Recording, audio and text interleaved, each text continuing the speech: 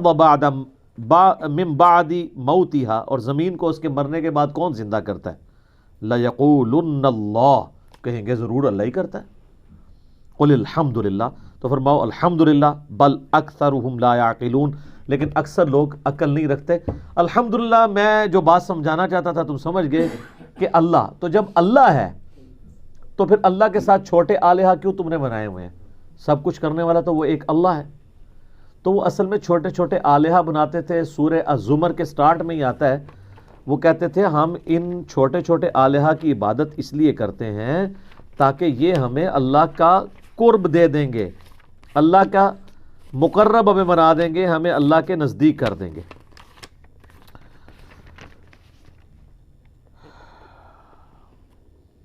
یہ تیسری آیت ہے، الا للہ دین الخالص، آگاہ ہو جاؤ خالص دین اللہ کے لیے ہے۔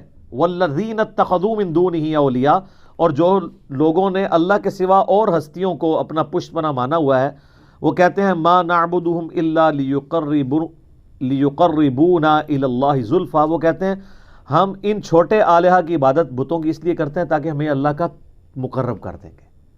اتنا ہی اللہ ہی ہے جی، اور پیچھے اللہ ہی ہے جی، اللہ پیچھے رہ گیا، بابا آگے آ گیا۔ والعیاذ باللہ تعالی۔ تو ان اللہ یحکم بینہم فیما ہم فیہ یختلفون، اللہ تعالیٰ فرماتا ہے قیامت والے دن اللہ تعالیٰ ان کے اس اختلاف میں فیصلہ کر دے گا جو دنیا میں کیا کرتے تھے۔ ان اللہ لا یہدی من ہوا کاذب کفار، اللہ تعالیٰ جھوٹے کو اور نافرمان کو، سرکش جو باغی ہے، اس کو ہدایت نہیں دیتا۔ اللہ فیصلہ تو کر دے گا لیکن آگے جا کے پتہ نہیں لگے گا، لگ پتہ جائے گا۔ ہمیں تو یہی فیصلہ کرنے کا فائدہ ہے نا، آگے جا کے پتہ لگا تو کس کام کا؟ اگر قیامت والے دن ایک قادیانی کو پتہ چلا کہ غلام احمد قادیانی نے کہانی کرائی ہوئی تھی تو وہ پھر کیا ریکویسٹ کرے گا کہ اللہ ایک دفعہ پھر دوبارہ دنیا میں بھیج دے؟ نہیں، ایسا نہیں ہوگا، ادھر ہی پتہ لگوانا ہے۔ تو وہ اللہ کو مانتے تھے، اس کے ساتھ چھوٹے آلہہ بھی مانتے تھے۔ ایون صحیح مسلم میں آتا ہے وہ یہ پڑھتے تھے لبیک اللہم لبیک، اے اللہ ہم حاضر ہیں، میں حاضر ہوں، تیرے ساتھ کوئی شریک نہیں ہے مگر وہ جس کو تو نے شریک کیا ہے، اور اس کا مالک بھی تو ہی ہے۔ کڈی لمبی کہانی، یہ بھی یہی کہتے ہیں نا کہ بزرگ ہیں، اولیاء اللہ ہیں، ان کی طاقتیں بھی اللہ ہی کی طاقتیں ہیں، سیم وہی چیز۔ باقی میرا جو کلپ ہے نا ریسنٹلی ریکارڈ ہوا ہے، وسیلے کے نام پہ دھوکہ، سر ان کی کہانیاں ساری کنکلوڈ کر دی ہیں اللہ کے فضل سے۔ اس سے پہلے دعا صرف اللہ ہی سے ہے، ریسرچ پیپر بھی ہے، وہ آپ پڑھیں تو آپ کو پتہ چل جائے گا۔ انہوں نے صرف کہانیاں گھڑی تھیں لوگوں کو یہ دھوکہ دینے کے لیے، اور دوسری طرف ان کو میں نے ایسے نا بڑی زبردست پھکیاں دی ہیں۔ جی کافروں کے بارے میں آیات ہیں، بالکل جی۔ تو یہ آئے دن آپ کے جو یہ لوگ ہیں ہر دوسرے بندے کو گستاخ رسول کہہ کے حرامی کیوں کہتے ہیں؟ وہ کہتے ہیں جی قرآن میں لکھا ہوا ہے بعد ذالک زنیم، ولید ابن مغیرہ کے بارے میں جو خالد ابن ولید کا باپ تھا، کافر مرا نا، تو اللہ نے فرمایا اس کی اصل میں خطا ہے۔ وہ کہتے ہیں جی گستاخ رسول حرامی ہوتا ہے، یہ تو قرآن کا فیصلہ ہے۔ اچھا اس صورت میں جب وہ ان کے فرقے کا نہ ہو، اگر ان کا فرقہ چھوڑ دے حرامی ہوتا ہے، واپس آ جائے پھر لالی ہو جاتا ہے، یا اقتدار میں نہ ہو، ہاں یا اقتدار میں نہ ہو، وہ ڈاڈا ہوتا ہے، وہ لالی رہتا ہے۔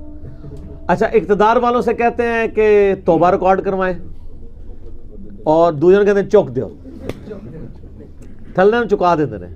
تو میں اس میں سے سوال کرتا ہوں کہ یہ ولید بن مغیرہ کافر تھا یا مسلمان؟ تو یہ تو کافر کے بارے میں نازل ہوئی ہے، تو آپ 295C کی آڑ میں مسلمانوں کو کیوں حرامی کہتے ہیں پھر؟ تو پھر پتہ آپ کو کیا کہیں گے؟ نہیں جی گستاخ جو بھی ہو نا، چاہے مسلمان ہو یا کافر، اللہ کا تو فیصلہ ہے قرآن میں، یہ اصولی بات ہے۔ تو سر پھر شرک چاہے بابے کے ذریعے ہو یا بت کے ذریعے ہو، ایاک نعبد و ایاک نستعین کی وائلیشن جو کرے گا اس پہ یہ فٹ ہو جائے گی۔ اللہ اکبر کبیرہ۔ اور بڑی زبردست آیت جو میں اکثر کوٹ کرتا ہوں، ادھر بھی کوٹ کر دیتا ہوں، سورۃ النمل کی آیت نمبر 63، امن یجیب المضطر اذا دعا، بلا بتاؤ تو کون ہے جو اضطراب میں گھرے ہوئے شخص کی فریاد کو سنتا ہے، ویکشف السوء، اور اس سے اس کی تکلیف بھی دور کر دیتا ہے، ویجعلکم خلفاء الارض، اور تمہیں زمین پر اگلوں کا خلیفہ کرتا ہے، الہ مع اللہ، کیا اللہ کے ساتھ اور الہ بھی ہے جس کی یہ کوالٹیز ہوں؟ قلیلا ما تذکرون، بہت کم ہی تم نصیحت حاصل کرتے ہو۔ اللہ تعالیٰ نے کہا جو تمہاری تکلیف دور کرے، مصیبت پریشانی میں جسے پکارتے ہو نا، ایک تو ظاہری اسباب ہے وہ تو ٹھیک ہے، وتعاونوا علی البر والتقوی ولا تعاونوا علی الاثم والعدوان. لیکن یہ غائب میں پکارنا گویا اسے الہ مانے ہوئے ہو. آپ پانی مجھے پلا دیں ٹھیک ہے، سنت ہے، قرآن میں حکم ہے. بغداد میں دفن ہے اور میں کوئی شہزاد بھائی مجھے پانی پلا دیں، پلانا ویسے کون نہیں انہوں نے، ٹھیک ہے. تو یہ پھر شرک ہو جائے گا. اس میں جو یہ مثال ہے نا کہ بارش اللہ برساتا ہے، ڈیوٹی فرشتوں کی ہے، لیکن مانگیں گے اللہ سے. سر یہ ایک مثال ان کے لیے کافی ہے. اور کس طرح کھول کھول کے آپ کو بیان کریں کہ مرنے سے پہلے اے مسلمان کر لے اس پہ غور. کتابوں کا خدا اور ہے، بابوں کا خدا اور. ٹھیک ہو گیا. جزاک اللہ. اگلا سوال ہے علی بھائی، شیخ عبد القادر جیلانی رحمۃ اللہ علیہ جیسا اللہ کا ولی اپنے قصیدہ میں کیسے کہہ سکتا ہے کہ تمام اولیاء کی گردنوں پر میرا پاؤں ہے، اسی طرح میرے مرید کا سطر کھلے تو میں ڈھانپ دوں گا اور میں اپنے تمام مریدوں کو جنت میں اپنے ساتھ لے کر جاؤں گا؟ جھوٹ ہے، سب جھوٹ ہے. کبھی بھی وہ نہیں کہہ سکتے. یہ قصیدہ غوثیہ جو ان کی طرف منسوب ہے نا، یہ بالکل جھوٹی حکایات جو ان کی طرف منسوب ہے ان میں سے. انہوں نے اپنی کسی کتاب میں نہیں کہا. صوفیہ بال اس کو لے کے چل رہے ہیں اور عجیب و غریب قسم کے وہ ایک لوٹے والا واقعہ بھی ہے وہ بیان کرتے ہیں. تو وہ یہ سب کچھ فضول قسم کے واقعات ان کی طرف. یہ وہ بہجت الاسرار ایک کتاب ہے، تھوڑا بھیجا کر چھڑیا انہوں نے. تو اس کے اندر لکھے ہوئے ہیں. یہ مجھے بتائیں، اچھا ویسے کوئی شخص کہے نا کہ میں نے یہ کیا، میں یہ ہوں، کہتے ہیں دیکھو کہ ڈاکڑ خان ہے میں. تو شیخ عبد القادر جیلانی میں نہیں تو نظر آندی، میرا پاؤں تمام اولیاء کی گردن پہ ہے، یہ میں نہیں تو نظر آندی. ادھر کہتے ہیں سبحان اللہ. دیکھا آپ کو فرق؟ بابا کہہ رہے تو سبحان اللہ، کوئی اور کہتے میں. سر بابا بھی نہیں کہہ سکتا. نبی علیہ السلام نے کبھی یہ نہیں کیا. صلی اللہ علیہ وسلم. آپ علیہ السلام عاجزی کا اظہار فرمایا کرتے تھے. بے شک. تو یہ بالکل جھوٹے واقعات ہیں. انہوں نے کہیں نہیں کہا کہ تمام اولیاء کی گردن پہ میرا پاؤں ہے. اور شیخ عبد القادر جیلانی رحمۃ اللہ علیہ کو تو چھوڑ دیں. اعلیٰ حضرت تو لکھا ہے کہ اولیاء اللہ کے سردار تو حضرت ابوبکر صدیق ہے. تو ان سے ذرا پوچھیں کہ حضرت ابوبکر کی گردن پہ بھی پاؤں ہے. تو وہ آپ دیکھ لیں. ہاں وہ کراچی کے ایک مولانا نے کہا ہے کہ بڑا عرصہ سوچتا رہا کہ اولیاء میں تو صحابہ بھی داخل ہیں، تو ان کی گردن پہ پاؤں کیسے ہے. تو اس کا حل مجھے مل گیا. انہوں نے کہا چھوٹے بچے کو جب یہاں پہ سوار کیا جائے نا تو وہ کہتے ہیں شیخ عبد القادر جیلانی کا جو پاؤں ہے نا صحابہ کے اوپر وہ اس طرح والا پاؤں ہے، اور جو باقیوں کے اوپر ہے وہ دوسرے والا ہے.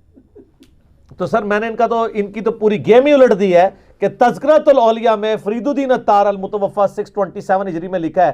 انہوں نے لکھا ہے کہ جنید بغدادی کہتے ہیں کہ بایزید کا اولیاء اللہ میں وہی مقام ہے جو جبریل کا فرشتوں میں. تو سر جنید بغدادی تو پردادا پیر ہے عبد القادر جیلانی کا. تو پردادا پیر کہہ رہا ہے. آپ پتہ ہے شیخ عبد القادر جیلانی کس سلسلے میں بیعت ہے؟ جنیدی سلسلے میں. رائٹ. قادری سلسلہ تو ان کے نام سے چلا نا. جس طرح اب الیاس قادری صاحب آئے تو اتاری سلسلہ شروع ہو گیا. لیکن اگر آپ پوچھیں کہ اتار صاحب خود کس کے ہیں تو وہ کہیں گے قادری رضوی. تو عبد القادر جیلانی تو خود جنیدی تھے، اس لیے کہ وہ جنیدی سلسلے کے. کشف المحجوب میں جو تصوف کے 12 فرقے ہیں ان میں ایک جنیدیہ بھی ہے. تو جنید بغدادی تو یہ کہہ رہے ہیں اب ہم آپ کی مانیں شیخ عبد القادر جیلانی کی مانیں یا ان کے پردادا پیر کی مانیں. تو ایسی ویسے ہی کہانی ہے. تو قصیدہ غوثیہ میں اس طرح کے جو جھوٹ لکھے ہوئے ہیں بالکل جھوٹ ہے. میں جنت میں نہیں جاؤں گا. سر بخاری مسلم میں حدیث ہے میری بیٹی فاطمہ میرے مال میں سے جو مجھ سے لینا ہے لے لو، اگر اللہ نے تمہیں پکڑ لیا تو میں اللہ کے حضور تمہارے کچھ کام نہیں آؤں گا. یہ اسی لیے تھا کہ بعد میں کوئی کہانی نہ آپ کو کرائے. تو اتنے متکبرانہ الفاظ شیخ عبد القادر جیلانی کی طرف غلط منسوب ہیں. انہوں نے کہیں یہ نہیں فرمایا.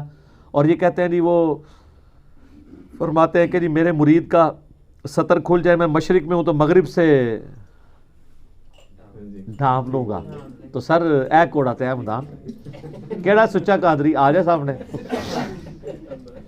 سچا قادری سارے سچے قادری جڑے نا انڈرویئر پا لو، توتیاں پا لو، اس تو بعد میڈیا دے سامنے آ کے اپنے بزرگاں دی بزرگی دے فن دا مظاہرہ کرو. ایٹ لیسٹ وہ تو کم از کم کرے نا جن کے لاکھوں مرید ہیں وہ تو سچے قادری ہیں نا, جو خود قادری سلسلہ پہ کہتے ہیں کہ ہمارے ذریعے سے بیعت ہو رہے ہیں. ان کا تو اگر ایک بندے کا سطر کھلنے سے اگر پورا پاکستان ان کے اس میں آتا ہے اور دوزخ میں جانے سے بچتا ہے تو سر قربانی دے دیں, کیا فرق پڑتا ہے؟ سب کہانی ہے, جھوٹ ہے. انہوں نے چونکہ کہا نہیں, ہم ان کا مذاق نہیں اڑا رہے, ان کی طرف منسوب چیزوں کا مذاق اڑا رہے ہیں. عیسیٰ ابن مریم کی طرف غلط چیزیں جو منسوب کی ہیں تو اللہ نے ان کا قرآن میں مذاق حضرت عیسیٰ کا تو نہیں اڑایا. اللہ جب کہتا ہے کہ سورہ المائدہ کی آیت نمبر 17, اللہ ارادہ کرے عیسیٰ اور اس کی ماں سب کو ہلاک کر دے, اللہ کا کوئی کیا بگاڑ لے گا؟ اللہ تو وہ ہے, عیسیٰ تو اس کی مخلوق ہے. تو حضرت عیسیٰ کی توہین نہیں ہے, بلکہ ان کا لیول بتایا گیا ہے کہ ان کا سٹیٹس یہ ہے, ان کو گاڈ نہ کلیم کرو. پھر سورۃ المائدہ کی آیت نمبر 75 میں ہے, عیسیٰ ان کی ماں دونوں کھانا کھانے کے محتاج تھے, جو نہ تمہارے نفع کے مالک ہیں نہ نقصان کے, ایسوں کو پوچھتے ہو. اچھا یہ کہتے ہیں نہیں ہم اولیاء اللہ کو پوچھتے تو نہیں, پوچھتے تو اللہ ہی کو ہیں. سر اللہ نے ان کے نفع نقصان کے مالک ہونے کا بھی انکار کیا ہے, صرف یہ نہیں کہا کہ پوجنے کا. ٹھیک ہے, ہم نہیں کہتے کوئی شیخ عبد القادر جیلانی کو پوچھتا ہے, لیکن آپ نفع نقصان کا مالک تو انہیں مانتے ہیں نا, چاہے اللہ کے اذن سے ہی مانے. تو اللہ نے کہا کہ عیسیٰ اور اس کی ماں نفع نقصان کے مالک نہیں, ایک نبی ہے, دوسرا اولیاء کی سردار ہے. سیدہ مریم کا مرتبہ زیادہ ہے یا عبد القادر جیلانی کا؟ سیدہ مریم کا, کیونکہ بخاری مسلم میں حدیث ہے, اگلے زمانوں میں اللہ تعالیٰ نے مریم کو تمام جہان والوں پہ فضیلت دی تھی, اور اس زمانے میں خدیجہ کو دی ہے, اور اس حدیث کے راوی مولا علی ہیں. بے شک. تو عبد القادر جیلانی یہ تصور بھی کر سکتے ہیں کہ وہ اپنے آپ کو کلیم کریں کہ میں خدیجہ جو ہے وہ زیادہ مرتبہ رکھتا ہوں سیدہ مریم سے, جو حضرت عیسیٰ علیہ السلام کی ماں ہے, جن کے بچے کو اللہ نے نشانی بنایا تمام جہان والوں کے لیے, جن کے نام پہ پوری سورت ہے قرآن میں. سب کہانی ہے سر, یہ ختم ہو چکی ہے اللہ کے فضل سے انشاءاللہ. تو آپ بھی ایک دفعہ غور کیجئے گا کہ مرنے سے پہلے اے مسلمان کر لے اس پہ غور, کتابوں کا خدا اور ہے, بابوں کا خدا اور. ٹھیک ہو گیا. اچھا یہ جو جواب دیا اس سوال کے عوض آپ نے, اس میں کے اوپر جو آپ نے کنسنٹریٹ کیا ہے, نبی کریم صلی اللہ علیہ وسلم کی عاجزی اور انکساری کا یہ عالم تھا کہ اللہ کے نبی کریم صلی اللہ علیہ وسلم جو دنیا میں سب سے عظیم ترین انسان ہے, اللہ کے محبوب ہیں, وہ فرماتے تھے کہ قیامت والے دن جب جنت میرے لیے کھولی جائے گی تو مجھے اس بات پر فخر نہیں ہے, اللہ تعالیٰ جو ہے وہ جھنڈا جو ہے علم میرے ہاتھ میں دے گا, لیکن مجھے اس بات پر بھی فخر نہیں ہے. تو یہ تو اتراتے پھر رہے ہیں اپنی کتابوں کے اندر. ہاں جی, تو ان کو شرم کرنی چاہیے. یہ حدیث جو آپ بتا رہے ہیں نا, اس کی صحت میں اگرچہ اختلاف ہے, لیکن محدثین کا اچھا خاصا حصہ اس کی صحت کے اوپر حکم لگاتا ہے. ترمذی اور ابن ماجہ میں حدیث ہے کہ مجھے فخر نہیں ہے کہ لواء الحمد میرے ہاتھوں میں ہوگا, شفاعت کا جھنڈا اور شفاعت میرے ہاتھوں پہ اللہ تعالیٰ کھولے گا, جنت کا دروازہ میرے لیے کھولے گا, ولا فخری ولا فخری. اور یہ لوگ کہتے ہیں, اور سر یہ تو کہتے ہیں لوائی اعظم من لوائی محمد. ایک کلپ میرا دیکھ لیں, حضرت بایزید بستامی, تو وہ سامنے آ جائے گا. سر وہ اس کلپ نے بڑی دنیا کی کایا کلپ کر دی ہے انشاءاللہ. آپ یہ سمجھیے کہ اکھاڑ کے رکھ دی ہر چیز الحمدللہ اللہ کے فضل سے, کیونکہ سب سے بڑا بابا ان کے پاس یہی تھا. اور جس کے بارے میں جنید بغدادی کہہ رہے ہوں کہ اس کا مرتبہ جبرائیل والا مرتبہ ہے فرشتوں میں جس طرح, ان کی تعلیمات ہم نے جب انہی کی بزرگوں کی کتابوں سے دکھائی ہیں, تو اب باقی کس کو لے کے گئے؟ عبد القادر جیلانی تو بہت چھوٹے ہیں ان کے مقابلے پہ, ٹھیک ہے, باقی بابے تو نظر بھی نہیں آن کے دور دور تک بایزید بستامی کے مقابلے پہ. آپ تو ڈرتے ہوئے حضرت بستامی کہتے ہیں, کیونکہ بایزید کہہ دیا تو کوئی کھلوئی نہ جائے یار زیدہ ابا. لیکن جب نبی کریم صلی اللہ علیہ وسلم کا ہاتھ ہمارے قبر سے باہر آیا تھا تو اس وقت تو 90,000 میں عبد القادر جیلانی نظر آئے تھے نا. اور جھوٹ ہے, وہ سب کچھ جھوٹ ہے. اگلا سوال ہے جی, فضائل اعمال میں ہے کہ ایک بزرگ 12 دن تک ایک ہی وضو سے ساری نمازیں پڑھتے رہے, کیا یہ درست ہے؟ فضائل اعمال میں پڑھ سکتے ہیں, پڑھتے رہیں, اسے مطلب یہ چیز پاسبل نہیں ہے.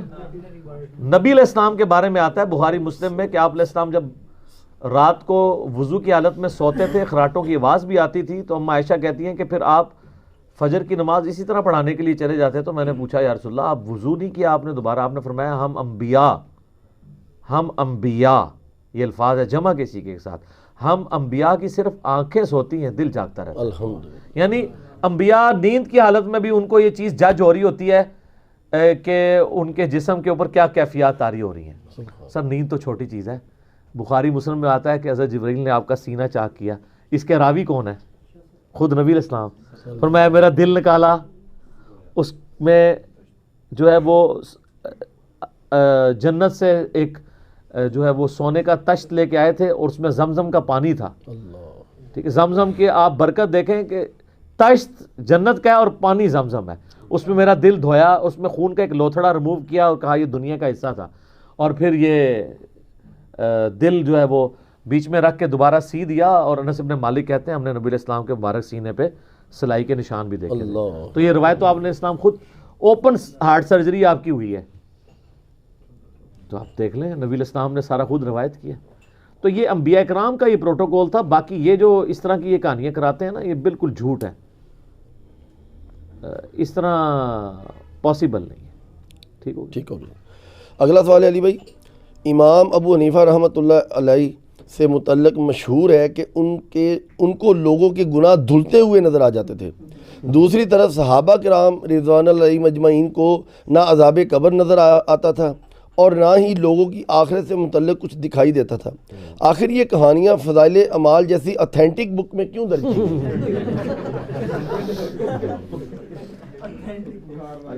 فضائل اعمال اگر اتھینٹک بک ہوتی تو یہ کچھ نہ لکھا ہوتا اس میں. یہ آپ کو یہ بھی اس کہانی میں سے ایک کہانی یہ بھی نکلی ہے کہ آپ کو یہ بھی بتایا گیا کہ فضائل اعمال اتھینٹک بک ہے. وہ تو سیکنڈری بک بھی نہیں ہے, وہ تو ٹرشری بک ہے, اس سے بھی آگے کی چیز ہے. کتابیں تو یہ ہیں سر, مرنے سے پہلے اے مسلمان کر لے اس پہ غور, کتابوں کا خدا اور ہے, بابوں کا خدا اور.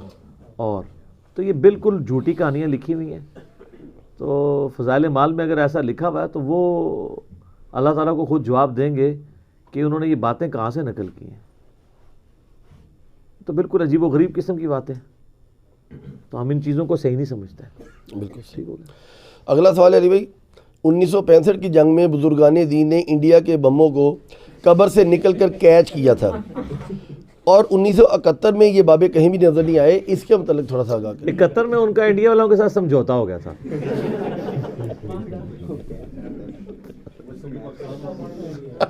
تو وہ شاید ناراض تھے ادھر سے, اس وجہ سے. سب کہانیاں میرے بھائی, آپ نے دیکھا نہیں مزارات کے اوپر کس طریقے سے دہشت گردوں کے حملے ہوئے, ہم کنڈیم کرتے ہیں. لیکن اس کے بعد یہ لوگ پریس کلب کے باہر احتجاج کرتے رہے کہ اولیاء اللہ کی مزارات کی حفاظت کی ذمہ داری گورنمنٹ لے. تو کل تک تو اولیاء اللہ آپ کی حفاظت کی ذمہ داری لیتے تھے, اب اولیاء اللہ کی حفاظت آپ کروا رہے ہیں. تو یہ میرا خیال ہے کافی آپ کے لیے اس شر میں سے یہ خیر نکلا کہ آپ کو یہ بات سمجھ آئے کوئی ایسا نہیں کر سکتا. ٹھیک ہے, کہ وہ بم کیچ کر سکے. ان کے اپنے مزارات پہ جب پھاڑ کے چلے گئے, اور اس میں یہ جو لوگ کہتے ہیں نا کہ کعبے میں بھی کرین گری تھی, وہ بڑے خوش ہیں اس دن سے. یہ سر کعبے والے نے تو کہیں کہا ہی نہیں ہوا کہ میں نے کرین کیچ کروانی ہے. ابرا کا ایک لشکر ایک دفعہ ہی ہوا ہے برباد. کعبے والے نے تو اپنے پیغمبر کو خود یہ بات بتائی ہے کہ بتا دو امت کو, بخاری مسلم میں دونوں میں حدیث ہے کہ قرب قیامت میں ایک کالا حبشی پتلی ٹانگوں والا کعبے کی اینٹ سے اینٹ بجا دے گا. یزید کے دور میں کعبے کی توہین ہوئی, حجاج ابن یوسف کے دور میں ابن زبیر کو شہید کرنے کے لیے کعبے کو توڑا گیا. تو اللہ تعالیٰ نے حفاظت دنیا بقدر ایفٹ ہے. ایک آدھ دفعہ اللہ تعالیٰ واقعہ کر دیتا ہے, بعد میں آپ نے خود اپنے معاملات کو لے کے چلنا ہے. اس میں ایک اور بھی مت ہے کہ وہ کہہ رہے ہیں کہ 1965 میں جب دیوبند اور بریلوی جو علماء ہیں انہوں نے کیچ کیے ہیں بم, تو انڈیا نے اس کا جو ہے نا وہ رزلٹ یہ نکالا کہ یار چونکہ یہ ہمارے ہی شہروں سے تعلق رکھتے ہیں تو ہم ان کو اس کا واسطہ دیتے ہیں, تو 71 میں یہ نہیں کریں گے. بات یہ کہانی ہے جی سر. یہ تو میں نے اس سے اگلی بات کر دی ہے کہ جب اپنے ان کے مزارات پھٹ گئے, ٹھیک ہے جی, اپنے وہ کہتے ہیں جی کراچی کی ڈیوٹی فلانے بزرگ کے پاس ہے, تو پھر ڈیوٹی وہ پوری نہیں کر رہے. کراچی میں سیوریج سسٹم ہی کوئی نہیں ہے, ذرا سی بارش ہو تو سمندر کا نظارہ پیش کرتی ہیں سڑکیں, تو سیوریج سسٹم ہی کو بزرگ ٹھیک کر دے. سب کہانی ہے. ٹھیک ہو. اگلا سوال علی بھائی کہ کئی بزرگوں سے متعلق مشہور ہے کہ ان کے پیچھے نماز پڑھنے والوں کے آٹومیٹیکلی قرآن حفظ ہو جایا کرتا تھا. آج کل ایسے بزرگ کہاں ملیں گے؟ یہ پہلے بھی ایسے بزرگ کوئی نہیں تھے, اب تو ویسے نہیں ملا کریں گے. وہ ڈرتے ہیں کہ کوئی ایسا بزرگ آنے کا دعویٰ کرے گا تو آگے سے اس کو یہ سننا ہی نہ پڑ جائے کہ نہ میں وہابی, نہ میں بابی, میں ہوں مسلم علمی کتابی. سر اصحاب صفہ کس لیے نبی علیہ السلام کے پاس 155 صحابہ تعلیم حاصل کرتے تھے؟ اگر یہی ہوتا تو آپ علیہ السلام کے پیچھے جو 5 وقت نماز پڑھتے تھے، نہ تو دائیں طرف والے حافظ بنتے تھے، نہ بائیں طرف والے ناظرہ بنتے تھے، کوئی نہیں ہوتا تھا. یہ بالکل جھوٹ ہے کہ بزرگان دین یہ کر لیا کرتے تھے.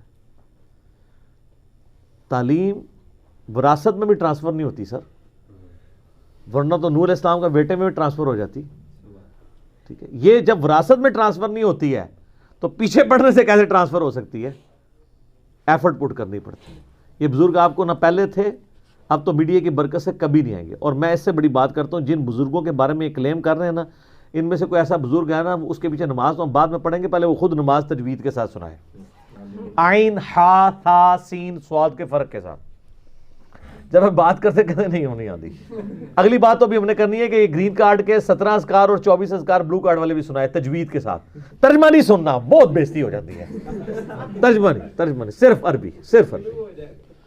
علی بھی آج کی 100 نمبر مجلس میں کوئی ایک بزرگ بھی جو ہے صحیح ثابت نہیں ہو رہا. ایک بزرگ کی ثابت صحیح ہو رہا ہے. جب لا کہہ کہ آپ سب کی نفی کرتے ہیں تو ایک کو ثابت کرنا ہوتا ہے. تو ہم جس لا سے نفی کر رہے ہیں نا، وہ قرآن میں آتا ہے نا، اس نبی نے اتنے خداؤں کا ایک خدا کر دیا. تو ہمیں کہتے ہیں انجینئر نے اتنے بابوں کا ایک ہی بزرگ نبی علیہ السلام صلی اللہ علیہ وسلم. یہ آٹومیٹکلی، جیسے مولانا ساکسا فرمایا کرتے تھے نا، وہ بھائی جب توحید بیان کریں گے تو آٹومیٹکلی انبیاء کی توہین ہو جائے گی آپ کے زوم میں، کیونکہ پھر ہم انبیاء کرام کو اللہ کی مخلوق ہی ثابت کریں گے نا. بے شک. اسی طریقے سے جب نبی علیہ السلام کی سنت پہ زور دیں گے، آٹومیٹکلی بابے بھر جائیں گے. یہ امپلائیڈ ہے. اور اس کا میں آپ کو بڑا آسان سا فارمولہ بتاتا ہوں. آپ کسی بھی کٹر قسم کے کیا عام حنفی مولوی کے پاس یا عام باشندے کے پاس چلے جائیں جو اپنے آپ کو حنفی کہتا ہو، آپ کہیں جی ہمیں تو دیکھنا چاہیے کہ کتاب و سنت میں جو لکھا ہے، جو نبی علیہ السلام امت کو دے کے گئے ہیں، اس کو چپ کر کے اس کے پیچھے چلیں. تو آپ کو فوراً کہ آپ اماموں کو نہیں مانتے، حالانکہ آپ یہ لفظ نہیں بول رہے ہوں گے. اس کو فوراً یہ فکر پڑ جائے گی، جو کتاب و سنت کی بات کرتا ہے تو وہ اماموں کی نفی کرتا ہے. ہم اماموں کو بھی مانتے ہیں، اماموں کی بھی مانتے ہیں. اماموں نے ہی ہمیں بتایا کہ ہماری جو بات کتاب و سنت کے خلاف ہو اسے چھوڑ دو. اس میں ایک سوال میں نے اس کو ویل لیفٹ کر دیا تھا، میں ادھر تھوڑا سا اس کو بریف کر دوں. امام حنیفہ رحمہ اللہ تعالیٰ کے بارے میں یہ جو جھوٹ مشہور کیا نا انہوں نے کہ ان کو گناہ دھلتے ہوئے نظر آتے تھے، اور بڑا دکھ ہوتا ہے کہ مفتی تقی عثمانی صاحب جیسی شخصیت بھی یہ کام کر رہی ہیں. وہ اس لیے کر رہے ہیں کہ وہ یہ سمجھتے ہیں کہ شیخ الحدیث شیخ زکریا کاندلوی نے فضائل اعمال شریف میں جب لکھ دیا ہے تو ٹھیک ہوگا. اور اس میں آگے یہ بھی لکھا ہے کہ ان کو یہ بھی پتہ چل جاتا تھا اس نے حرام کام کیا ہے یا اس نے کوئی واجب چھوڑا ہے یا کوئی مکروہ کام کیا ہے یا بالکل یعنی کوئی مستحب چھوڑا ہے، ایک ایک نٹی گریٹیز وہ ان کو پتہ چل جاتا تھا. تو میں نے اس پہ میرے کلپ بھی چڑھے ہوئے ہیں کہ بخاری مسلم میں حدیث ہے، قیامت والے دن اللہ تعالیٰ گناہگار شخص کو بلا کے کہے گا کہ تو نے یہ کیا، اور اپنے اور اس کے ایک پردہ کرے گا باقی مخلوق سے، کہے گا تو نے یہ کیا یہ کیا یہ کیا. قریب ہے وہ سمجھے گا مارا گیا. اللہ فرمائے گا دنیا میں پردہ رکھا، اب بھی رکھوں گا. اللہ تعالیٰ پردہ رکھتا ہے. وہ کہتے ہیں جی اللہ اگر دکھائی دے، وہ کرنا کیا ہے وہ چوں کسی دوسرے بندے کو کسی دوسرے کا گناہ دکھا کے نکالنا کیا ہے اس میں. صحابہ کرام کو تو بخاری مسلم میں آتا ہے نبی علیہ السلام کا خچر بدک گیا، آپ رک گئے، اور وہ کہتے ہیں جی دیکھا نا خچر بدکا ہے، تو بزرگ بھی بدک سکتے ہیں.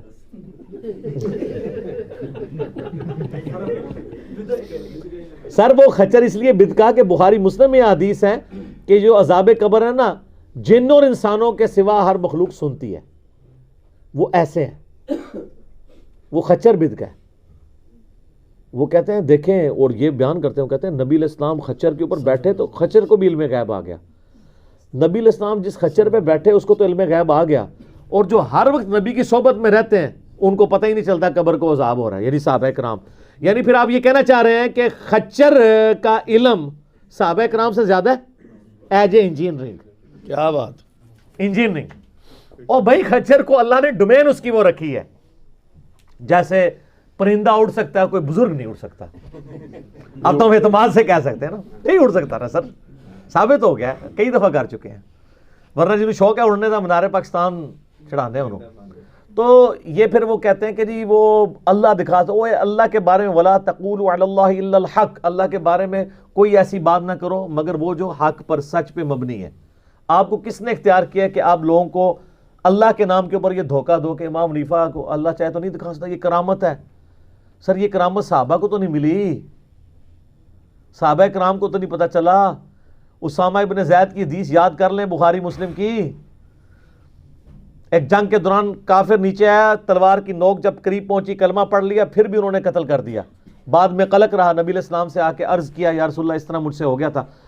آپ نے فرمایا جب اس نے کلمہ پڑھ دیا تھا تو نے اس کو کیوں قتل کیا؟ کہا یا رسول اللہ اس نے اوپر سے پڑھا تھا، دل سے نہیں فرمایا پڑھا تھا. آپ نے فرمایا کیا تو نے اس کا دل چیر لیا تھا؟ اسامہ تو کیا کرے گا جب قیامت والے دن وہ لا الہ الا اللہ پڑھتا ہوا کھڑا ہوگا، اللہ کے حضور تیرے خلاف مقدمہ کرے گا. اسامہ تو کیا کرے گا، اسامہ تو کیا کرے گا. نبی الاسلام یہ جملہ ریپیٹ کرتے رہے. اسامہ کہتے ہیں میرے دل میں اس وقت خیال ہے کاش آج سے پہلے میں کافر ہوتا، آج میں کلمہ پڑھ کے مسلمان ہوتا، میرا یہ گناہ تو معاف ہو جاتا. تو اسامہ ابن زید حضور کے لاڈلے ترین صحابی، آپ کے پوتوں کی مانند، وہ تو دل نہیں چیر سکتے.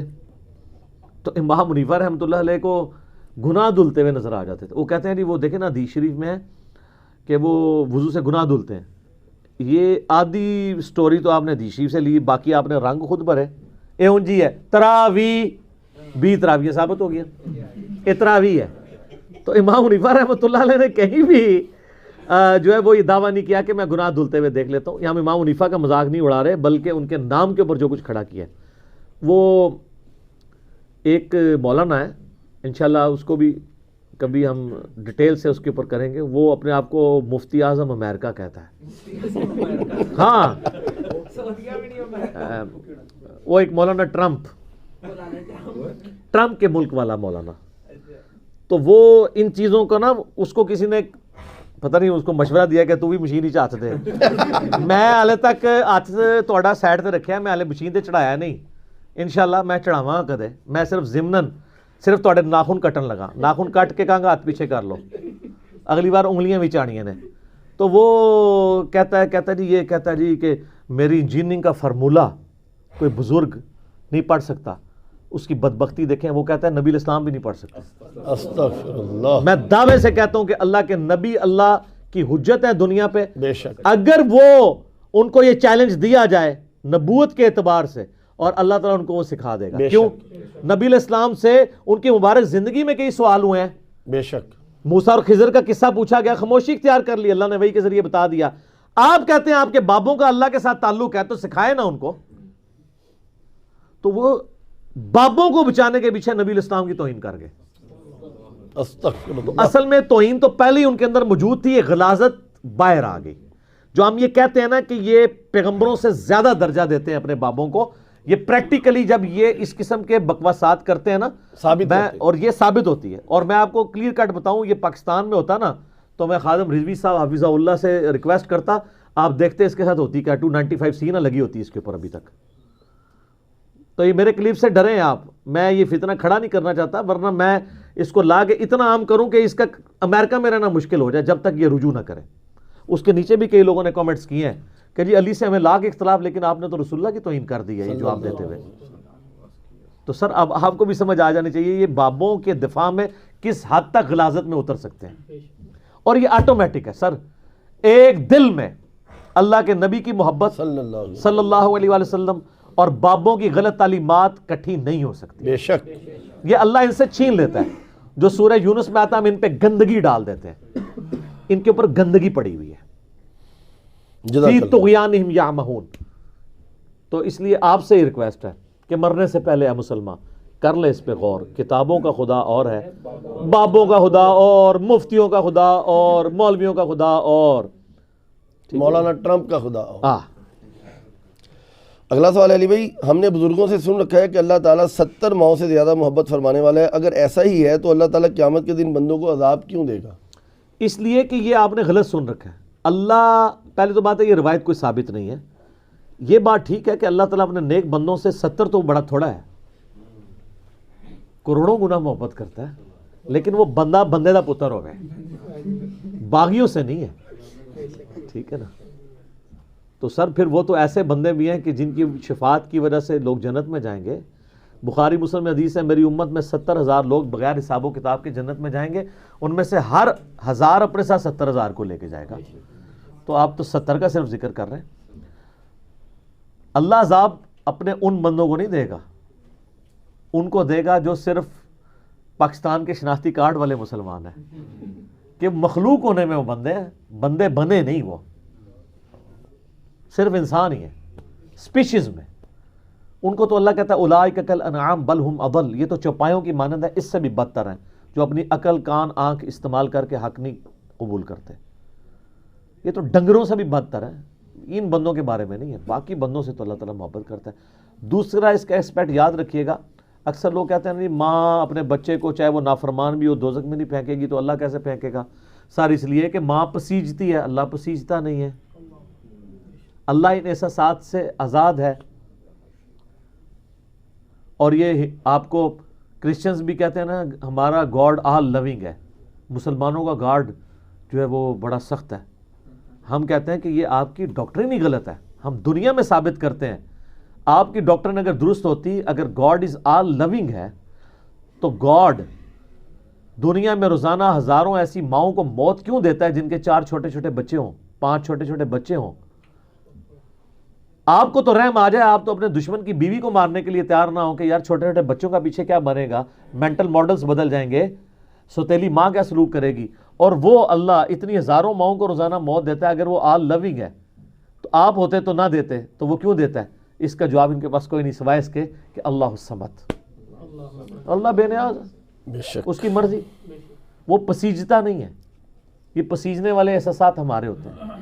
وہ گاڈ ہے، خدا ہے، الہ ہے، مخلوق نہیں ہے. خالق اور مخلوق میں یہی تو فرق ہے. ٹھیک ہو گیا؟ بالکل. جزاک اللہ. علی بھائی اگلا سوال ہے کہ ہم نے بزرگوں سے سن رکھا ہے کہ جس نے ایک مرتبہ بھی صدق کے دل سے کلمہ پڑھ لیا وہ جنت میں ضرور جائے گا. اگر ایسا ہی ہے تو ہم نمازوں کی مشقت کیوں اٹھائیں؟ نمازوں کی مشقت اس لیے اٹھانی پڑے گی کہ یہ سیدھا جنت میں نہیں جانا، پھیرا لگنا ہے. ان پھیروں سے بچنا ہے. لوگ کہتے ہیں پھیرا خیر لگ گیا تو کیا؟ تو جس کو یہ زوم ہے نا وہ صرف 10 سیکنڈ کے لیے موم بتی کے فلیم پہ مجھے ہاتھ رکھ کے بتائے. یا اگر میں کہوں کہ فجر کی نماز چھوڑنے پہ آپ کو کوئی زیادہ عذاب نہیں، فجر سے زور تک ایک 10 بائی 10 کے کمرے میں 100 کوبرا سانپ، 100 بچھو، 100 اژدہے ہوں گے، بس فجر سے زور تک وقت گزارنا پڑے گا. بندہ کہتا ہے یہ کیا ہو گیا؟ کیونکہ امیجن کر رہے ہیں. یہ تو کچھ بھی نہیں سر. بخاری مسلم کی حدیث ہے آخرت کی آگ دنیا سے 70 گنا زیادہ ہے دنیا کی آگ سے. تو چونکہ آخرت دیکھی نہیں ہے اس لیے دعوے کر دیتے ہیں. جس طرح ہم کہتے ہیں غلامی رسول میں موت بھی قبول ہے، تو وہ کون سی دینی ہے؟ نہ کوئی وقت آیا تھا، مار لو نعرہ. جو اپنی جیب میں ہے وہ قبول نہیں ہے. داڑھی، نماز، حجاب نہیں قبول، موت بھی قبول ہے. تو سر یہ اتنا آسان معاملہ نہیں ہے.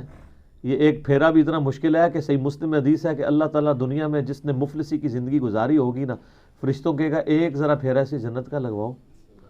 ایک پھیرا لگے گا، اللہ کہے گا دنیا میں کوئی تکلیف دیکھی ہو، کہے گا نہیں یا اللہ تیری عزت کی قسم سب کچھ بھول گیا ہوگا. اور وہ جس نے عیاشی کی زندگی گزاری ہوگی، اللہ کہے گا ذرا اس کا ایک پھیرا لگانا. بڑا کہنا سی ایک پھیرا ہی لگے گا. ایک پھیرا صرف ایک ٹیسٹ فلائٹ کے طور پہ، ابھی تو جانا ہے تو نے. اللہ کہے گا اس ٹریلر کے بعد کہ ہاں بھائی کوئی دنیا میں سکھ دیکھا ہو، کہے گا تیری عزت کی قسم کوئی سکھ نہیں دیکھا. تو یہ کہنا آسان ہے کہ ایک پھیرا لگے گا. کلمہ پڑھنے والا الٹیمیٹلی جائے گا اگر موت کے وقت تک اس کا ایمان سلامت رہا، پھر عذاب بھگتے گا، پتہ نہیں کتنا عرصہ رہے گا. اللہم اجرنا من النار. آمین. وہ پھر ٹھیک ہے. بخاری مسلم حدیث ہے جس نے صدق کے دل سے ایک دفعہ بھی کلمہ پڑھا، اینڈ پہ اللہ تعالیٰ مجھے اجازت دے گا کہ اسے دوزخ سے نکال لیا جائے. لیکن وہ تو پتہ نہیں کیا کتنا عرصہ گزر چکا ہوگا. ہم تو سارے اس امید پہ ہیں کہ بلا حساب و کتاب ہی جنت میں جائیں. تو یہ امید خالی رکھنی نہیں ہے، اس کے لیے ایفرٹ بھی پٹ کرنی ہے. ہاں یہ اصل چیز ہے. ٹھیک ہے.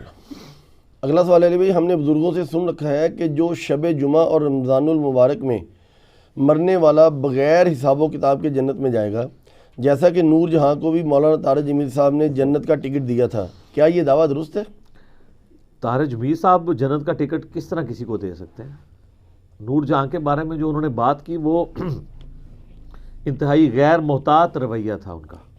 یہ روایتیں ہی کمزور ہیں، اسلام کے مزاج میں نہیں بیٹھتی ہیں کہ ایک بندہ خالی رمضان میں مرنے سے یا شب جمعہ مرنے سے وہ بلا حساب و کتاب کے چلا جائے گا. یہ دین آپ کیا کافروں کو پیش کر سکتے ہیں؟ ٹھیک ہے، پھر تو بڑا آسان کام ہے مسلمانوں کے لیے کہ وہ جا کے جناب کود جائیں کہیں پہ شب جمعہ میں جا کے. وہ لوگ جو لوگوں پہ خود کش حملے کر کے اپنی جنت پکی کروانے والے ہیں، تو ان کے لیے تو بڑا آسان موقع ہے یہ والا جو آپ پرووائڈ کر رہے ہیں. یہ سب ضعیف روایتیں ہیں، ہر شخص اپنے اعمال کے مطابق اٹھایا جائے گا. سر نبی علیہ السلام کا کوئی صحابی بھی ہو، اس نے بھی اپنے اعمال کے مطابق اٹھایا جانا ہے، یہ ذہن میں رکھیے گا. اس طرح نہیں ہوگا کہ آپ دیکھیں بخاری مسلم میں حدیث ہے، نبی علیہ السلام فرمایا میری امت کے 70,000 لوگ بغیر حساب و کتاب کے جنت میں جائیں گے. حضرت عکاشہ کھڑے ہوئے، یا رسول اللہ دعا کریں میں ان میں ہوں. آپ نے فرمایا تم ان میں ہو. ایک اور صحابی کھڑے ہوئے، آپ نے فرمایا عکاشہ بازی لے گیا. تو آپ ادھر شب جمعہ کو لیے بیٹھے ہیں. مجھے بتائیں شب جمعہ یہ زیادہ افضلیت ہے کہ یا رسول اللہ کی صحبت اختیار کرنا صلی اللہ علیہ وآلہ وسلم؟ تو ان کو تو گارنٹیاں مل رہی کوئی نہیں ہے. اشاراتم مبشراتم 10 ہی سے آپ ہیں نا سر. ہمارا تو عقیدہ ہے الٹیمیٹلی سارے جنتی ہیں، لیکن جس طرح یہ کہہ رہے ہیں نا بغیر حساب و کتاب، نہیں سر، بغیر حساب و کتاب نہیں. نبی علیہ السلام کا فرمان ہے عمار کا قاتل اور مال لوٹنے والا جہنم کی آگ میں ہے، اور ابو الغادیہ صحابی ہے، وہ صلح حدیبیہ کا صحابی ہے، تو اپنا عذاب بھگت کے چلا جائے گا الٹیمیٹلی. تو آپ لوگ کس کھاتے میں؟ ہم تو رضی اللہ عنہ کہتے ہیں ابو الغادیہ کو، کیونکہ مسند ابی الغادیہ، مسند امام احمد میں ایک چیپٹر ہے جس میں ابو الغادیہ نے حدیثیں بیان کی ہیں نبی علیہ السلام سے، اور انہی حدیثوں میں ان کے اپنے رونے کا بھی ذکر ہے کہ مجھ سے عمار کا قتل ہوا ہے. وہ حدیثیں بھی موجود ہیں. تو بڑا نازک معاملہ ہے. تو اسی کتنے بیٹھے ہوئے ہو جناب؟ حالانکہ مسلم شریف میں حدیث ہے جنہوں نے درخت کے نیچے بیعت کی ان کو آگ نہیں چوئے گی. تو اس حدیث کی وجہ سے کچھ علماء نے کوشش کی ابو الغادیہ کو بچانے کی، تو شیخ البانی نے لکھا کہ یہ کوئی طریقہ نہیں ہے. تخصیص جب آ گئی کہ عمار کا قاتل اور آگ لوٹنے والا دوزخ میں، اب وہ اصحاب شجرہ والی فضیلت سے نکل گیا. ہاں لا صلاۃ لمن لم یقرأ بفاتحۃ الکتاب. وہ کہتے ہیں قرآن میں ہے وَإِذَا قُرِئَ الْقُرْآنُ فَاسْتَمِعُوا لَهُ، تو یہ کہتے ہیں وہ تو حکم عام ہے، جب فاتحہ کے بغیر نماز نہیں ہوتی تو وہ نکل گئی، ادھر نکل گئی ادھر ہی نکلی. ٹھیک ہے، ہمیں کوئی خوشی نہیں ہے، ہم تو رضی اللہ عنہ کہتے ہیں. آپ دیکھیں میں نے کربلا والے ریسرچ پیپر میں ابو الغادیہ کی حدیثیں ڈالی ہیں قتل عمار کی، انہوں نے خود روایت کی ہے، میں نے رضی اللہ عنہ لکھا ہے ساتھ. آپ سوچ سکتے ہیں کہ ایک شخص جس کے بارے میں اس کو اپنی زندگی میں یہ پتہ چل گیا ہو. وہ حدیث آتی ہے نا، ان کو پانی چاندی کے پیالہ میں پانی پیش کیا کہ پینے لگے، تو انہوں نے کہا کہ میں چاندی کے پانی میں پیالے میں پانی نہیں پیوں گا. نبی علیہ السلام نے میں سونے چاندی کے برتن استعمال کرنے سے منع کیا، اور پھر ساتھ زاروں قطار رونا شروع کر دیا کہ میں اس پہ تو احتیاط کر رہا ہوں کہ میں نے چاندی کے برتن میں پانی نہیں پینا، اور ان ہاتھوں نے عمار کو قتل کیا ہوا ہے. ٹھیک ہے سر، بڑا نازک معاملہ ہے. مرنے سے پہلے اے مسلمان کر لے اس پہ غور، کتابوں کا خدا اور ہے بابوں کا خدا اور. سر یہ کتابوں کا خدا اور ہے بابوں کا خدا اور، یہ ایسی چیز ہے اس میں کوئی فرقہ نہیں بچ رہا. اب یہ والی حدیثیں جو ہیں یہ اہل حدیثوں کے لیے مشکل ہوئی ہوئی ہیں، وہ بڑا خوش ہوتے ہیں باقی ساری چیزوں پہ، ادھر آ کے وہ بھی پھنس جاتے ہیں. تو ان کو بھی یہ سنائیں آپ کہ ان میں بھی کتابوں کو فالو کرنا ہے، اپنی مرضی کی حدیثوں میں نہیں کرنا. بے شک. ٹھیک ہوگا. بھائی اگلا سوال ہے کہ اگر ایک بزرگ بزرگ جو ہے وہ دوسروں کا روحانی آپریشن اگر کر سکتے ہیں تو اپنے بچوں کا ختنہ ڈاکٹروں سے کیوں کرواتے ہیں؟ اور خود بلکہ اگر یہ بیمار ہوتے ہیں تو اپنا علاج کروانے کے لیے اچھے سے اچھے ہاسپٹل میں جاتے ہیں. یہ کھلا تضاد نہیں ہے؟ ہاں جی، یہ کھلا تضاد ہے نا جی. یہ تو انہی سے جا کے پوچھیں نا کہ آپ لوگ بائی پاس کرنے والے بابے ہیں، آپ لوگوں سے ختنہ کیوں نہیں ہو رہا؟ اس لیے نہیں ہوتا کہ ختنہ آپ کو نظر آ جانا ہے. ختنہ نظر آ جانا ہے، بائی پاس کوئی دیکھ نہیں سکتا. اندر کر دیا وہ کہتے ہیں ہو گیا. میں نے آپ کو اپنے دوست کا واقعہ سنایا تھا نا، وہ میرے آفس کا کلیگ ہے، انجینئر ہے، الیکٹرانکس میں کی ہے، میرا سب آرڈینیٹ. ایک دن مجھ سے چھٹی لینے آیا، کہتا ہے جی وہ ابا جی کو ڈاکٹروں نے بائی پاس ریکمینڈ کیا ہے، تو لیکن ان کو پتہ چلا ہے فلاں جگہ صادق آباد کے پاس کوئی بابا جی بیٹھتے ہیں تو وہ روحانی آپریشن کرتے ہیں. اور میں کہ یار پڑھا لکھا آدمی ہے تو. کہتا جی کیا کریں، ابا جی کے ساتھ مجبوری ہے جانا ہے. ڈائیووں میں سیٹیں وغیرہ بک کروائیں، اور 3-4 دن کے بعد جب واپس آئے میں نے کہا بھی کیا بنا؟ کہتا ٹھیک ہے ہونا کیا تھا؟ کچھ بھی نہیں سی ہونا. کہتے ہیں میرے ابا جی نے کہا، انہیں پیسے مانگ لے 7-8 ہزار روپیہ. تو کہتے ہیں میرے ابا جی نے کہا کہ میں پیسے ضرور دوں گا، لیکن یہ ہے کہ میں جب 10 قدم واک کرتا ہوں مجھے سانس چڑھتا ہے. تو میں ادھر ہی چیک کروں گا میرا آپریشن ہوا ہے کہ نہیں. ہائے ہائے ہائے ہائے. انجینئر دا ابا بھی تھوڑا بہت انجینئر ہوتا ہے. تو آپریشن کر کے فارغ ہوا, وہ چلا, اس کو سانس چڑھنا شروع ہو گیا. ہم نے کہا کوئی آپریشن نہیں ہوا ہے, سب جعلی ہے. پھر اس کا وہ بائی پاس انہوں نے کروایا, اللہ کا شکر ہے معاملہ ٹھیک ہوئے. لیکن یہ پریکٹیکلی چیک ہو گیا, اس طرح نہیں کوئی بائی پاس ہوتا. آپ اقرار الحسن کو دیکھیں نا, اس طرح کے سارے روحانی آپریشن کرنے والے بابوں کو ننگا کیا ہے نا اس نے. یہ سب کہانی ہے. یہ ہم نے یہ بات بتائی ہے کہ آپ ختنہ کروا کے بتائیں ان سے, اور خون نہیں نکلنا چاہیے, کیونکہ روحانی آپریشن میں خون نہیں نکلتا. اچھا جی, اگلا سوال ہے کہ کیا مسجد میں دوسری جماعت کروانا گناہ کا کام ہے؟ اگر نہیں تو پھر علماء کرام کیوں روکتے ہیں؟ دیوبندیوں کی مسجد میں کروانا گناہ کا کام ہے, اہل حدیث اور بریلویوں کی مسجد میں کرانا ثواب کا کام ہے. ہاں جی, لیکن احادیث میں دوسری جماعت کروانا ثواب کا کام ہے. حتیٰ کہ جامعہ ترمذی میں حدیث ہے, نبی علیہ السلام بیٹھے ہوئے تھے, ایک شخص آیا جس کی جماعت رہ گئی. آپ نے فرمایا کون اپنے بھائی کے لیے صدقہ کرے؟ حضرت ابوبکر کھڑے ہوئے, انہوں نے کہا یا رسول اللہ میں صدقہ کرتا ہوں. فرمایا اس کے پیچھے نفل نیت کرو تاکہ اسے فرض کا ثواب مل جائے. تو اس سے تو یہ تو بہت بڑا کیس ہے, اس سے چھوٹا کیس ہے کہ اگر کسی کی جماعت ہی رہ گئی ہے 2 بندوں کی, وہ کروا لیں. بیسیکلی انہوں نے ایک ٹسل بازی, اب دونوں حنفی ہیں نا, بریلوی بھی اور دیوبندی بھی. پھر وہ کہتے ہیں ہم نے ایک مسجد میں لکھا نا کہ دوسری جماعت کروانا ناجائز ہے. تو ہم نے کہا جی مولوی صاحب یہ ناجائز حدیث, تو انہوں نے کہا ہم نے اس کو گناہ نہیں لکھا, ناجائز لکھا ہے. یار ناجائز کیا ہے؟ وہ کہتے ہیں یعنی یہاں پہ منع ہے, کیونکہ لوگ اپنی جماعتیں شروع کروا دیتے ہیں اپنی مرضی سے آگے جماعت. یہ بھی ویسے بعض اوقات ہوتا ہے کہ بعض لوگوں کو عادت ہوتی ہے لیٹ ہونے کی جا کے اپنی جماعت کروانے کی. ان کو روکنے کا یہ طریقہ نہیں کہ آپ شریعت کو ٹیلر میڈ کر دیں. ناک میں مکھی بیٹھے تو ناک تو نہیں کاٹنا, مکھی اڑائیں. آپ ان کو پریکٹیکلی چیزوں کو سمجھائیں. دوسری جماعت کی اجازت ہونی چاہیے. حرمین میں تو آپ دیکھتے ہیں کس طرح لائن در لائن ایک جماعت ختم ہوتی ہے, لوگ اپنی جو ہے اپنی رکھتے ہیں پورا کر رہا ہوتا ہے, تو اس کے بھی کندھے پہ تھپکی دے کے لوگ شامل ہو جاتے ہیں. تو اس طریقے سے جماعت کے بغیر وہ لوگ نماز نہیں پڑھتے ہیں. اگرچہ یہ نہیں اجتہاداً کسی حد تک درست ہے کہ وہ اس طریقے سے کر سکتے ہیں, تو لیکن لیٹ نہیں ہونا چاہیے. اس کا ویسے نقصان میں نے عرب ملکوں میں یہ بھی دیکھا ہے کہ وہاں پہ لوگ جماعت سے لیٹ بھی ہوتے ہیں. ان کو یہ بھی ہوتا ہے کہ چلو جا کے مل جائیں گے. یہ اس کا تلخ پہلو ہے, لیکن اس پہلو کو ایڈریس کرنا ہے. اس کی وجہ سے آپ ناجائز, آپ شریعت ساز تو نہیں ہیں. آپ کو کس نے حق دیا؟ کل کو تو آپ دیکھیں بخاری مسلم حدیث ہے, اما عائشہ کہتی ہیں رسول اللہ زندہ ہوتے تو عورتوں کو مسجدوں میں جانے سے روک دیتے اگر آج کی عورتوں کی حالت دیکھ لیتے. لیکن اما عائشہ نے یہ نہیں کہا کہ میں تمہیں روکتی ہوں, وہ شریعت ساز نہیں تھی. تو دیوبندیوں کے مفتی کہاں سے شریعت ساز ہو گئے کہ وہ لکھ کے لگیں گناہ ہے یا ناجائز ہے؟ یہ ان کا حق نہیں ہے. اس طرح تو ہر بندہ ٹیلر میڈ وہ کہے گا میں یہ سمجھتا ہوں کہ یہ ہونا چاہیے, تو کیا سے کیا کرنا شروع کر دے گا. تو اس طرح نہیں آپ نے کرنا. ٹھیک رائٹ. اگلا سوال ہے علی بھائی, آپ سے ریکویسٹ ہے کہ چشتی رسول اللہ اور اشرف علی تھانوی رسول اللہ والا کلمہ پڑھنے اور چھاپنے والوں کی تکفیر کریں, ہم آپ کے ساتھ ہیں. ایک کیڑے نے ہم کھنگ دے بھی نہیں ہو مولویاں کے. تکفیر ہم ان کی اس لیے نہیں کرتے ہیں کہ یہ ان کو نبی اور رسول مانتے نہیں ہیں. یہ انگوروں کے جوس کو انگوروں کا جوس کہہ کے پی رہے ہیں, شراب کہہ کے پیئیں تو ہم کر بھی دیں. ٹھیک ہے. بہرحال یہ کلمات کفر بھی ہیں, ان کتابوں کو چھاپنا بھی کفر ہے. یہ تو ہم ڈنکے کی چوٹ پہ کہتے ہیں. اور ہم جب ان کے مفتی جھوٹا دفاع جس طرح بھی کرتے ہیں, ان کا معاملہ اللہ کے سپرد. اور تکفیر ہم ان نظریات کی ضرور کریں گے, باقی قائل کا معاملہ اللہ کے سپرد ہے. ہمارے پاس جورسڈکشن نہیں ہے کہ ہم یہ کام. ہاں اگر وہ کہہ دیں کہ ہم ان کو واقعی نبی مانتے ہیں تو ہم تکفیر کر دیں گے. وہ کہانیاں تو کراتے ہیں. وہ جو غلام احمد قادیانی کے بارے میں غامدی صاحب نے کہا تھا نا کہ غلام احمد قادیانی نے نبی کہہ کے جو باتیں مانی ہیں وہ بغیر نبی کہے دوسروں نے اس سے بڑی باتیں کلیم کر دی ہیں, لیکن وہ فتوے سے بچ گئے ہیں. تو میں تو مجرم سمجھتا ہوں اس حوالے سے کہ غلام احمد قادیانی نے اگر یہ کیا ہے تو اس نے لانتیں بھی تو کھائی ہیں نا.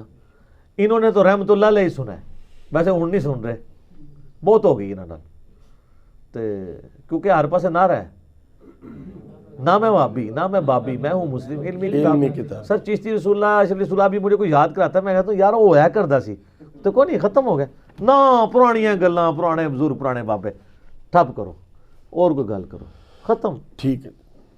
اگلا سوال ہے علی بھائی, اکثر اولیاء اللہ جو ہے ان سے متعلق مشہور ہے کہ جیسے کہ امام ابو حنیفہ کہ انہوں نے 100 مرتبہ اللہ تعالیٰ کی زیارت کی، اسی طرح با یزید بستامی ابو یزید نے بھی دیدار خداوندی کیا ہے، کیا یہ بات درست ہے؟ جھوٹ ہے جی، بالکل جھوٹ ہے۔ سورۃ الاعراف میں آیا کہ اے موسیٰ تو مجھے نہیں دیکھ سکتا، تو انہوں نے کہاں سے دیکھنا ہے؟ میں چونکہ اس کے اوپر ڈیٹیل بول چکا ہوں مقدمے کے اندر، وہ آپ دوبارہ دیکھ لیجئے گا، اب دوبارہ اس کی انجینئرنگ کرنے کی حاجت نہیں ہے۔ رائٹ، ٹھیک۔ اگلا سوال ہے علی بھائی، کیا گالی دینے سے وضو ٹوٹ جاتا ہے؟ نہیں، گالی دینے سے وضو نہیں ٹوٹتا، وضو انہی چیزوں سے ٹوٹے گا جن چیزوں سے ٹوٹتا ہے۔ ویسے پبلک کے اندر مشہور ہے سگریٹ پینے سے، سگریٹ پینا ویسے غلط کام ہے، گالی دے۔ وضو توڑنے کے لیے ہوا کا خارج ہونا یا پیشاب یا مزی کا نکلنا یہ ہے، باقی یہ ساری چیزیں جو ہیں وہ وضو نہیں توڑتی۔ روحانی وضو کسی کا ٹوٹ جائے تو وہ ٹوٹ جائے، جو فزیکل وضو ہے وہ نہیں ٹوٹتا۔ اچھا، نماز میں خیالات آنے سے نماز ہو جاتی ہے، اس کی روحانیت میں کمزوری آتی ہے، ورنہ تو نماز کے فرائض میں خشوع و خضوع بھی لکھا جاتا، وہ نہیں لکھا جاتا۔ نماز ان پوسچرز کا اور اس میں بولے جانے والے الفاظ کا نام ہے، یہ فرائض میں داخل نہیں ہے، ضرور ہونا چاہیے لیکن فرائض وہی ہیں جو ہیں نماز کے۔ ٹھیک ہو گیا؟ اچھا جی علی بھائی، کپڑے بدلنے سے وضو ٹوٹ جاتا ہے؟ نہیں، کوئی نہیں ٹوٹتا۔ ہاں، یہ ویسے پبلک میں مشہور ہے، تو یہ بابوں جی نہیں، اسی تو بدلنے سے آدھا کوئی نہیں ہاتھ ٹچ ہوتا، ہاں وہ ایک الگ چیز ہے، انہوں نے کپڑے بدلنے کی بات کی ہے۔ ہاں، شرمگاہ کو ہاتھ لگانے سے جو وضو ٹوٹتا ہے اس کے بارے میں صحابہ کرام میں اختلاف ہے، لیکن احتیاط یہی ہے کہ وہ وضو ٹوٹ جاتا ہے، اور کپڑے بدلنے میں تو اس کی حاجت نہیں ہوتی ہے۔ بالکل ٹھیک۔ اگلا سوال ہے علی بھائی، کیا نالین شریف کا بیج لگانے سے آدمی ٹریفک حادثات سے بچ جاتا ہے؟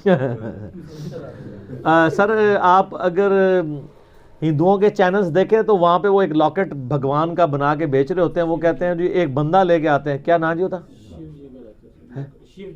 شیو جی کا، اور وہ بندہ لے کے آتے ہیں جی ایک ایئر کریش میں سے ایک ہی بندہ بچا ہے جس نے لاکٹ پہنا ہوا تھا، تو سر یہ گورے کو آپ پیش کریں گے، وہ کہے گا نہیں نا، وہ کہے گا ہم پورا بوئنگ جہاز بک کریں گے اور سارے 450 مسافروں لاکٹ پاواں گے، پھر سٹاں گے، سارے بچن کے پھر مناں گے۔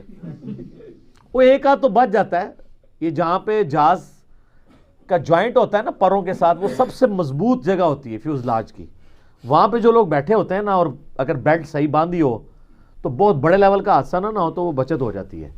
یہ وہی لوگ بچے ہوئے ہیں، کاکپٹ میں بیٹھنے والے کبھی نہیں بچتے، نہ پیچھے ٹیل میں، ٹھیک ہے، اور اگر کوئی بڑے لیول کا حادثہ ہو تو وہ بھی نہیں بچنے، ٹھیک ہے۔ تو اس طریقے سے کوئی نہ نالین شریف کے بیٹ سے کوئی بچتا ہے، اگر وہ کہتا ہے بچ جاتا ہے تو تجربہ کر لیتے ہیں، ایک اڑاتے ہیں مدام۔ یہ بالکل دیو ملائی قصے کہانی ہے، اس طرح کچھ بھی نہیں ہوتا۔ علی بھائی، کیا میلاد مصطفیٰ صلی اللہ علیہ وآلہ وسلم نہ منانے والا گستاخ رسول ہو جاتا ہے؟ اور کیا اسی طرح 10 محرم پر کالے کپڑے نہ پہننے والا یزیدی بن جاتا ہے؟ نہیں جی، یہ سب لوگوں کے منہ شگافی ہیں، اور یہ آپس میں ایک دوسرے کے لیے پھکی کافی ہے۔ جو کہتا ہے نا میلاد اس طریقے سے نہ منانے والا گستاخ رسول ہے، تو ان کو کہو تو پھر محرم اس طریقے سے کیوں نہیں مناتے؟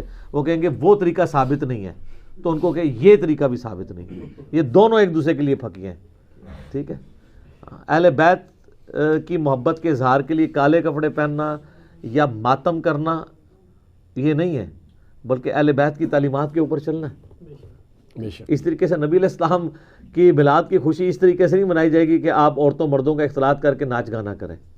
نبی علیہ السلام کی محبت میں صحیح مسلم میں حدیث ہے، پیر کا روزہ آپ علیہ السلام رکھتے تھے، فرمایا فیہ ولدت و فیہ انزل علیہ، اس دن میں پیدا ہوا، اس دن مجھ پہ پہلی وحی نازل ہوئی، تو آپ روزہ رکھ کے میلاد منائیں، ضرور منائیں۔ رائٹ۔ ٹھیک ہوگا۔ سیکنڈ لاسٹ کویسچن ہے جی، شکر 100 نمبر مجلس کا، کہ ہم نے بچپن سے سن رکھا ہے کہ قاضی ابو یوسف نے ایک آدمی کی گردن اتارنے کا ارادہ کر لیا تھا جب اس نے کدو کی توہین کی تھی۔ ایک کہانی ہے بڑی بڑی، اس نے کوئی توہین نہیں کی ہے قاضی ابو یوسف کو، اگر سمجھ نہیں آئی ہے تو ہم کیا کریں؟ پتہ نہیں ان کی طرف یہ واقعہ جھوٹا ہی منسوب ہو، لیکن چونکہ سنایا جاتا ہے، قاضی صاحب کو تو چھوڑ دیں، اسی واقعے کے اوپر ڈسکشن کرتے ہوئے غامدی صاحب کے بیٹے نے ایک جگہ لیکچر دیا تو وہاں ایک بندہ کھڑا ہو گیا تھا، اور تو پتہ ہے نا ڈیکوریشن لیے تلواراں پیچھے لٹک رہی ہوندی ہیں، وہ تلوار پھڑن لگا سی، کہتا تیرا تو اتنے ہی میں کام کرا۔ نان سینس، جاہلانہ ان کے ایٹیچیوڈ ہے۔ اگر کسی کو کدو پسند نہیں ہے تو نبی علیہ السلام کو بھی تو خود کئی چیزیں پسند نہیں تھی، بخاری مسلم میں حدیث ہے نا، خالد بن ولید کہتے ہیں میں نبی علیہ السلام کے ساتھ دسترخوان پہ بیٹھا تھا سیدہ میمونہ کے پاس ام المومنین، تو نبی علیہ السلام کے لیے گوہ کا گوشت لایا گیا تو آپ علیہ السلام نے نہیں کھایا، میں بڑے مزے لے کے کھا رہا تھا اور نبی علیہ السلام مجھے بڑے غور سے دیکھ رہے تھے، تو میں نے کہا یا رسول اللہ آپ بھی؟ فرمایا میرے علاقے کی غذا نہیں ہے، میرا دل نہیں اس کی طرف مائل ہوتا۔ تو کیا آپ نے اللہ کے رزق کی توہین کر دی؟ نہیں، اللہ نے ملٹی ڈائریکشنل اسی لیے چیزیں بنائی ہیں، کسی کو کوئی چیز پسند آئی، کسی کو وہی چیز، کسی چیز کا ناپسند ہونا۔ وہ کہتے ہیں جی قاضی ابو یوسف بیٹھے تھے، انہوں نے کہا کہ کدو نبی علیہ السلام کو پسند تھا، صحیح بخاری میں حدیث ہے، انس بن مالک کہتے ہیں جس دن سے میں نے نبی علیہ السلام کو کدو کھاتے ہوئے دیکھا اور آپ اس کے قتیلوں کو شوربے میں سے تلاش کر کے کھاتے تھے، میں کدو سے محبت کرتا ہوں۔ ٹھیک ہے، اچھی بات ہے۔ اچھا، اور کدو ہے بھی بڑی افیکٹو چیز ہے، اور سر کبھی کدو کا حلوہ کھائیں آپ گاجر کا حلوہ بھی بھول جائیں گے، دودھ میں بنا ہوا، ایسا ٹیسٹی۔ لیکن اس میں آپ کو میں ایک چیز بتا دوں، کدو کا حلوہ بنانے سے پہلے اس کو چکھ بھی لیا کریں، بعض کا کڑوے کدو بھی ہوتے ہیں، یہ نہ ہو کہ آپ پہلا تجربے میں ہی آپ کے دل میں وسوسے آنا شروع ہو جائے۔ تو وہ کہتے ہیں قاضی ابو یوسف جو تھے نا، وہ یہ کدو والی حدیث بیان کر رہے تھے، تو ایک بندے نے کہا مجھے کدو پسند نہیں ہے۔ ایک مسلمان جو حدیث سننے آیا ہوا ہے وہ حضور کی توہین کے لیے تو یہ بات نہیں کر رہا نا، اس بیچارے نے ویسے پوچھا ہوگا کہ مجھے تو پسند ہی، میرا کیا بنے گا؟ انہوں نے کہا تو پہلے توبہ کر، نہیں تو تلوار لے آ کے تیری گردن اتارنے لگوں۔ اچھا، ہمیں تو یہ کہتے ہیں کہ انجینئر صاحب بڑا سخت بولتے ہیں، میٹھی میٹھی بات کرو، تو آڈے سارے جڑے نے وہ تلوار مارتے سنتے، میری زبان بھی نہیں تو ہضم ہوندی، دورہ بھی آ رہا ہے آپ لوگوں کا، ٹھیک ہے۔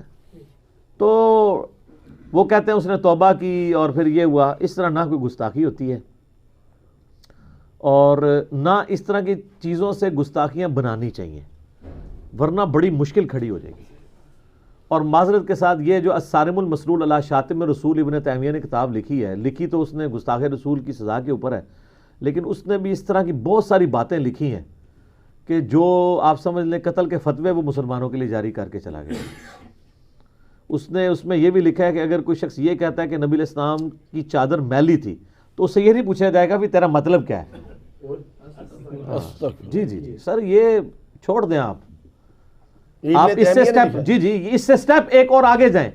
آپ ذرا بریلویوں سے پوچھیں، الیاس قادری صاحب کہتے ہیں کالی کملی والا کہنا یہ گستاخی ہے، کیونکہ کملی تصغیر کا صیغہ ہے، چھوٹا، کملی کمبل کہیں، ہاں نہیں کالی نہیں ہوگا، پھر کالا، کملی تو کہتے ہیں حقیر سا لفظ ہے، چھوٹا سا، تو وہ کالی کملی والا نعت میں بھی نہیں پڑھتے ہیں سر۔ یہ لادہ بات ہے کہ نبی علیہ السلام نے کالی چادر اوڑی ہوئی تھی، وہ پنجتن پاک والی جو مسلم شریف کی حدیث ہے، تو وہ کہتے ہیں آپ چادر کہیں، کملی نہیں کہنا، کمبل کہیں، گستاخی ہو جائے گی۔ تو سر یہ جب آپ بیج امت میں بوئیں گے، اچھا یہ دیکھیں ان ساری باتوں میں گستاخیاں ہوتی ہیں۔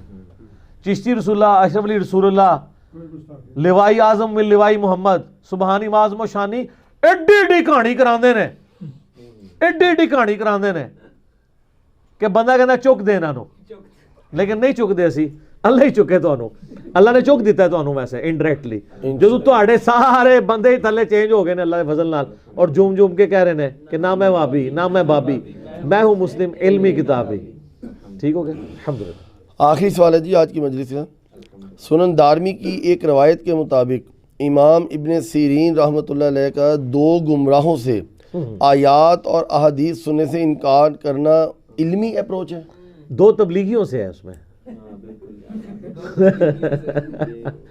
وہ ایک مولانا ڈاکٹر صاحب نے کہا نا کہ دو تبلیغی آ گئے ابن سیرین کے پاس، تو اس کے اوپر میرا کلپ آلریڈی ریکارڈڈ ہے ابن سیرین کے اوپر کہ یہ ان کی کوئی علمی اپروچ نہیں، اور ابن سیرین کو ہم معصوم تو نہیں مانتے سر، ابن سیرین خود صحابہ کو معصوم نہیں مانتا، تو ہاں ظاہر معصوم تو نہیں تھے صحابہ کرام۔